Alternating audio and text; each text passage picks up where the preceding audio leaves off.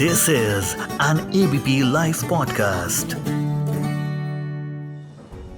दलाई लामा ने अमेरिका में जन्मे एक 8 वर्षीय मंगोलियाई लड़के को एक आध्यात्मिक नेता के पुनर्जन्म के रूप में नामित किया है। उन्हें तिब्बती बौद्ध धर्म में तीसरे सबसे महत्वपूर्ण नेता के रूप में 10वें खलखा जेटसन धम्पा रिनपोछे के रूप में मान्यता दी गई है। आखिर कौन है ये 8 साल का लड़का? चीन ने आखिर क्यों विरोध जताया है? बुद्धिज्म में धर्म गुरु आखिर चुने कैसे जाते हैं? जानेंगे सब कुछ आज FYI में सिर्फ एबीपी लाइव पॉडकास्ट पर। हेलो, मैं मानसी हूँ आपके साथ और मेरे साथ में जुड़ चुके हैं जी, myself Rajratna Ambedkar. I'm great grandnephew of Dr. B.R. Ambedkar and currently president of Buddhist Society of India, founded by Dr. Baba Saheb Ambedkar. जी, आपका बहुत बहुत शुक्रिया एबीपी लाइव पॉडकास्ट के साथ जुड़ने के लिए। सबसे पहला सवाल जो लेना चाहेंगे वो यही, क्योंकि आजकल तमाम खबरों में ये छाए हुए हैं। 8 years old बॉय जिसे दलाई लामा ने तिब्बती बौद्ध धर्म का तीसरा सबसे बड़ा धर्म गुरु बनाया है। तो पहले इस प्रोसेस के बारे में जानेंगे कि आखिर स्पिरिचुअल लीडर्स का चुनाव कैसे होता है। बुद्धिज्म में धर्म गुरु आखिर कौन होते हैं? बौद्ध धर्म का गुरु करके नहीं, उन्होंने अपना वारिस उन्होंने चुना हुआ है कि उनके बाद दलाई लामा के बाद वो नेक्स्ट दलाई लामा होंगे करके, तो उन्होंने उनका वारिस चुना हुआ है। और बुद्धिज्म के लिए मैं कहना चाहूंगा कि इसमें ऐसा कोई चुनाव नहीं होता। इवन जिन्होंने ये धम्म, हम तो इसको धर्म नहीं कहते हैं, धम्म कहते हैं, कि ये बौद्ध धर्म का जिन्होंने एस्टैब्लिशमेंट किया, हम तथागत बुद्ध को इसका एस्टैब्लिशमेंट फाउंडर मानते हैं, तो उन्होंने भी कभी अपने वारिस को नहीं चुना है। भदंत आनंद बनते आनंद उनके जो शिष्य हुआ करते थे, या बुद्ध के बाद जिनको देखा जाता था, तो इवन वो भी बुद्ध के पास उनके आखिरी समय में गए थे और बुद्ध से ये विनती की थी कि वो अपना उत्तराधिकारी चुने। उनके बाद कौन इस धम्म को लीड करेगा वो तथागत सबको पता है।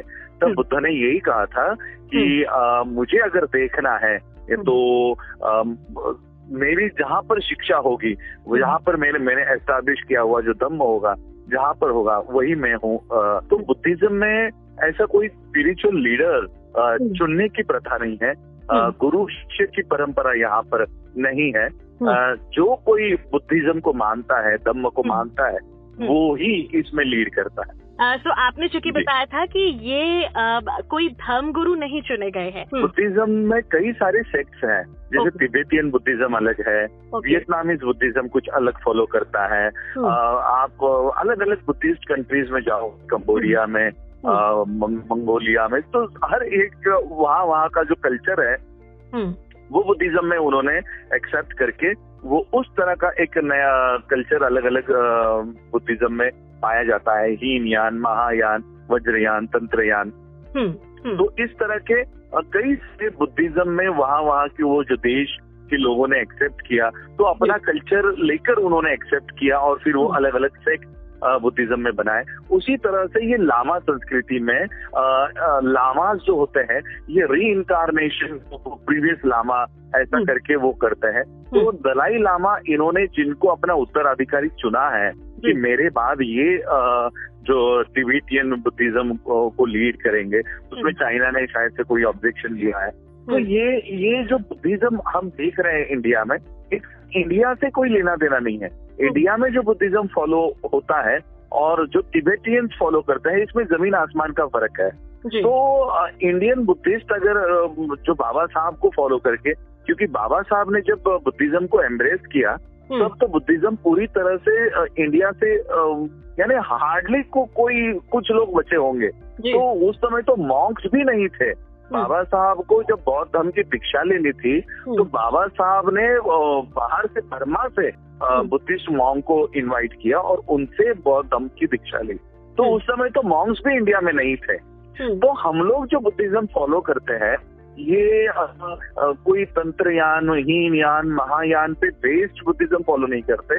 हम सोशल जस्टिस वाला, मॉरलिटी वाला, यानी बुद्धा का जो मॉरल मैसेज है कि हम लोगों में, भारत के लोगों में भाईचारा होना चाहिए, जाति व्यवस्था नहीं होनी चाहिए, तो ऊंच नीच की व्यवस्था नहीं होनी चाहिए, सब लोग समान है, एक दूसरे में फ्रेटर्निटी होनी चाहिए, जस्टिस एक दूसरे के लिए होना चाहिए।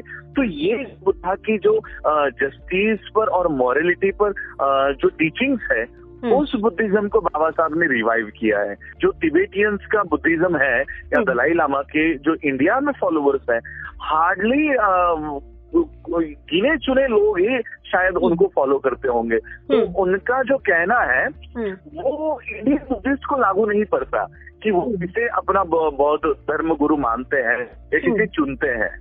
क्योंकि हम ये भी सुन रहे थे कि ये जो 8 years old बॉय हैं, ये जो चुने गए हैं दलाई लामा के बाद, इनको मंगोलिया में क्योंकि देखा गया है, पाया गया है, और कहा जा रहा है कि मंगोलिया में मिलना इनका बड़ा शुभ है। तो मंगोलिया का अगर आप लोगों को बुद्धिज्म से क्या रिश्ता है, अगर कुछ एक्सप्लेन कर सकें सर। नॉट ओनली मंगोलिया, बहुत सारे एशियन कंट्रीज जो है ये बुद्धिज्म को मानते हैं, बुद्धिज्म को ही कई सारे तो कंट्रीज का ऑफिशियल रिलीजन भी बुद्धिज्म रहा है। मैं फिर से एक बार कहना चाहता हूँ, बुद्धिज्म में शुभ अशुभ, रीबर्थ, ये सब थियरीज नहीं होती। बुद्धिज्म प्योरली साइंटिफिक इसके ऊपर आधारित है, साइंटिफिक वेद के ऊपर आधारित है, तर्क के ऊपर आधारित है। इवन ये बातें खुद तथागत बुद्ध ने कही है कि जो तर्क के ऊपर आधारित है वही उनकी शिक्षाएं हैं, वही उनकी टीचिंग्स है। तो अगर ये शुभ अशुभ और ये किसी का रीइंकारनेशन है, ये थियरी और ये सारा मेरे ख्याल से बुद्धिस्ट जो इंडिया में बेस्ड है, जो बाबा साहब को फॉलो कर रहे हैं या बाबा साहब को नहीं भी कर रहे हैं, जो सिर्फ बुद्धा को फॉलो कर रहे हैं, तो ये उनके लिए मानना बहुत मुश्किल हो जाता है कि कोई तो शुभ लगा, तो शुभ कर्मों के ऊपर आधारित है। जिनके कर्म अच्छे हैं, जो अपने डीड्स अच्छे रखते हैं, उसके ऊपर ये बुद्धिज्म आधारित है। अगर जो हम बात करें चीन की, आपने भी क्योंकि इसका जिक्र शुरुआत में थोड़ा सा किया था, चीन ने ये कहा था कि बुद्धिज्म का कोई भी धर्मगुरु हो या कोई भी स्पिरिचुअल लीडर हो, वो खुद चुनेंगे। तो ऐसे में आपके हिसाब से दलाई लामा ने जो भी फैसला लिया है इस तरह से चुनने का, आप उसे कैसे देखते हैं और क्या इनकी सुरक्षा के लिए कोई इंतजाम किया जाएगा? आपका इस पर क्या कहना है जो चीन ने विरोध किया? नहीं, सुरक्षा का तो हमेशा हम लोग उनके साथ है, चाहे कोई भी हो। भारत के पास कोई भी आश्रय लेने आता है तो भारत की जो संस्कृति है उस हिसाब से तो हम किसी को डिनाई नहीं करते, और यहाँ तो खुद बुद्ध को फॉलो करने वाले लोग हैं। तो चाइना से जो तिबेटियंस और इन लोगों के ऊपर जैसे बहिष्कार डालकर ये यहाँ पर आए हैं, तो इंडिया ने हमेशा इनका सम्मान किया हुआ है। आपने देखा होगा प्रधानमंत्री भी इनका सम्मान करते हैं, देश के बाकी सभी लोग इनका दलाई लामा जी का सम्मान करते हैं। तो हमेशा हम उनके साथ तो खड़े रहेंगे। Even not only Tibetans, even Chinese Buddhist भी हम लोगों के ब्रदरहुड हम लोगों में है। हम लोग वर्ल्ड फेलोशिप ऑफ बुद्धिस्ट के कॉन्फ्रेंसेस में जाते हैं, तो चाइना के भी बुद्धिस्ट आते हैं, के भी आते हैं, और हम एक दूसरे का रिस्पेक्ट भी करते हैं कि चलो ये आपके इसमें होता है। वियतनाम के इसमें कुछ अलग ही प्रैक्टिस होती है, चाइना में कुछ अलग प्रैक्टिस होती है। तो इसका मतलब ये नहीं कि हम उनको दोष देते हैं, हम उनके सेक्ट का सम्मान करते हैं, लेकिन हम ये भी देखते हैं कि ये हमने जो सेक्ट फॉलो किया है ये उसका भाग नहीं है, तो वो भी हमारे इसको रिस्पेक्ट करते हैं। इसलिए मैंने कहा कि दलाई लामा और उनका जो सेक्ट है वो एक्चुअल में उनको ये क्वेश्चन करना चाहिए, वो जो बुद्धिज्म को फॉलो कर रहे हैं, क्या उसमें ये सब बैठता है? बुद्धिज्म में मूर्ति पूजा नहीं है, बुद्धिज्म में व्यक्ति पूजा नहीं है। जो कोई व्यक्ति बुद्धा की टीचिंग्स को फॉलो कर रहा है, बुद्धा की टीचिंग्स को प्रीच कर रहा है, उनको प्रचार प्रसार कर रहा है, तो वो चाहे 8 साल का बच्चा हो या 80 साल का कोई बूढ़ा हो, हमारे लिए वो ही हो सकता है। क्योंकि बुद्धिज्म में टीचिंग्स सबसे बड़ी है, चाहे वो बुद्धा दे रहे हो या आनंद दे रहे हो या दलाई लामा दे रहे हो, टीचिंग्स के पीछे हम लोगों को जाना चाहिए। जो 8 years old बॉय जिन्हें चुना गया है दलाई लामा ने अपना वारिस, आपके थ्रू हम जानना चाहेंगे अगर आप इनके बारे में कुछ लोगों को बता सकें, क्योंकि इनके बारे में लोगों को ज्यादा कुछ नहीं पता है। जी, देखिए इंडिया में तो लोगों को अवेयर होने की जरूरत है कि वरना क्या हो जाएगा, हम लोग बुद्धा के रियल मैसेज को कहीं ना कहीं खो देंगे।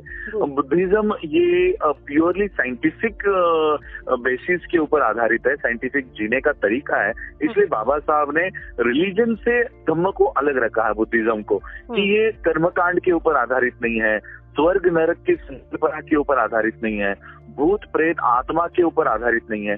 ये प्योरली आपके डीड्स के ऊपर है, आप जो कर्म कर रहे हो उसके ऊपर है। पंचशील का फॉलो करना है, मैं शराब नहीं पीऊंगा, झूठ नहीं बोलूंगा, प्राणी मात्रा की हत्या नहीं करूंगा। इस तरह के कर्म के ऊपर ये बुद्धिज्म आधारित है। अगर इसको हटाकर आप किसी बच्चे में आपको बुद्ध दिखाई दिया, या किसी कोने में बुद्ध का पुनर्जन्म हुआ है, या किसी कोने में बाबा साहब का पुनर्जन्म हुआ है, ये कहीं ना कहीं बुद्धिज्म को डाइल्यूट कर देगा और बुद्धिज्म में मिलावट होगी। कौन बुद्धा का रीइंकारनेशन है ये देखने के बजाय बुद्धा की टीचिंग्स कौन दे रहा है, चाहे वो ब्राह्मण हो, क्षत्रिय हो, शूद्र हो, वैश्य हो, कोई भी हो, जहां से बुद्धा की टीचिंग्स मिले हमें तो उसी को फॉलो करना चाहिए। कोई 8 साल का बच्चा कहीं पर पैदा हुआ है या कहीं पर बुद्धा की तरह दिख रहा है या बुद्धा की तरह बातें कर रहा है या बुद्धा की तरह आसन में बैठा है, हमें उसके पीछे नहीं जाना चाहिए। Thank you so much ABP live podcast पर जुड़ने के लिए। मैं मानसी हूँ आपके साथ। नमस्कार।